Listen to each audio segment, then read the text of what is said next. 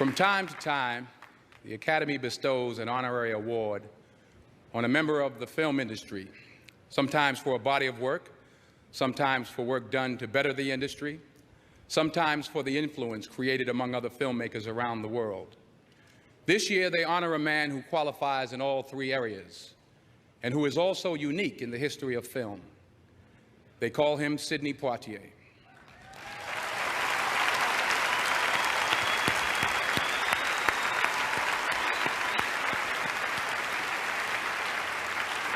Before Sidney, African-American actors had to take supporting roles in major studio films that were easy to cut out in certain parts of the country.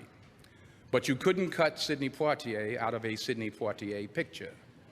He was the reason a movie got made, the first solo, above-the-title, African-American movie star. He was unique. Sidney Poitier.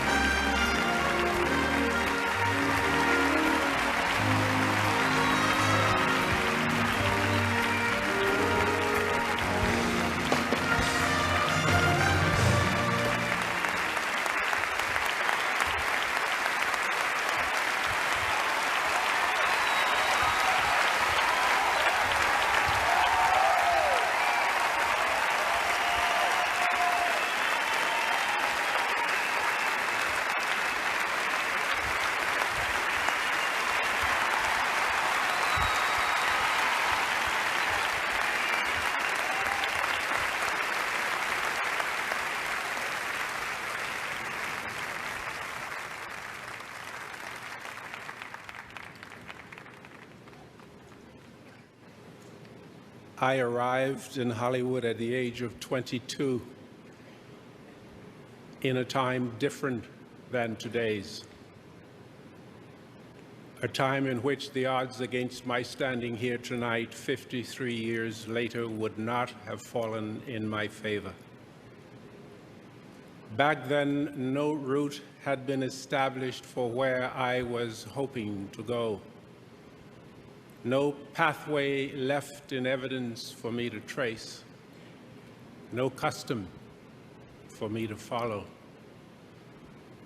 Yet here I am this evening at the end of a journey that in 1949 would have been considered almost impossible, and in fact might never have been set in motion were there not an untold number of courageous, unselfish choices made by a handful of visionary American filmmakers, directors, writers, and producers, each with a strong sense of citizenship responsibility to the times in which they lived, each unafraid to permit their art to reflect their views and values, ethical and moral, and moreover acknowledge them as their own. They knew the odds that stood against them, and their efforts were overwhelming and likely could have proven too high to overcome. Still, those filmmakers persevered, speaking through their art to the best in all of us, and I benefited from their effort. The industry benefited from their effort. America benefited from their effort.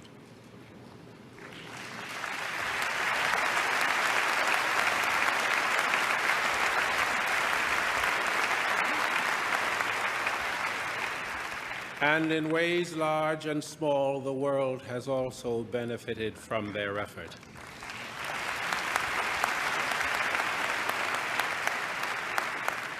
Therefore, with respect, I share this great honor with the late Joe Mankiewicz, the late Richard Brooks, the late Ralph Nelson, the late Darryl Zanuck, the late Stanley Kramer, the Mirisch brothers, especially Walter, whose friendship lies at the very heart of this moment.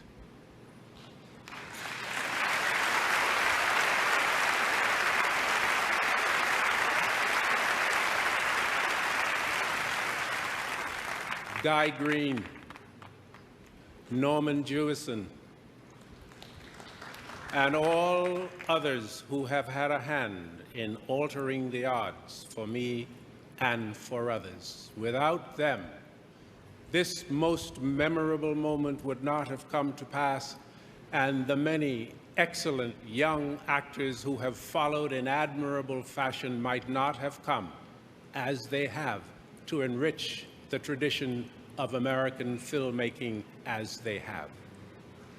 I accept this award in memory of all the African American actors and actresses who went before me in the difficult years, on whose shoulders I was privileged to stand to see where I might go.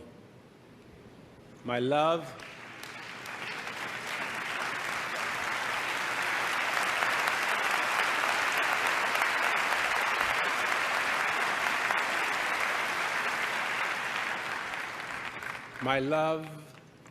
and my thanks to my wonderful, wonderful wife, my children, my grandchildren, my agent and friend, Martin Baum, and finally,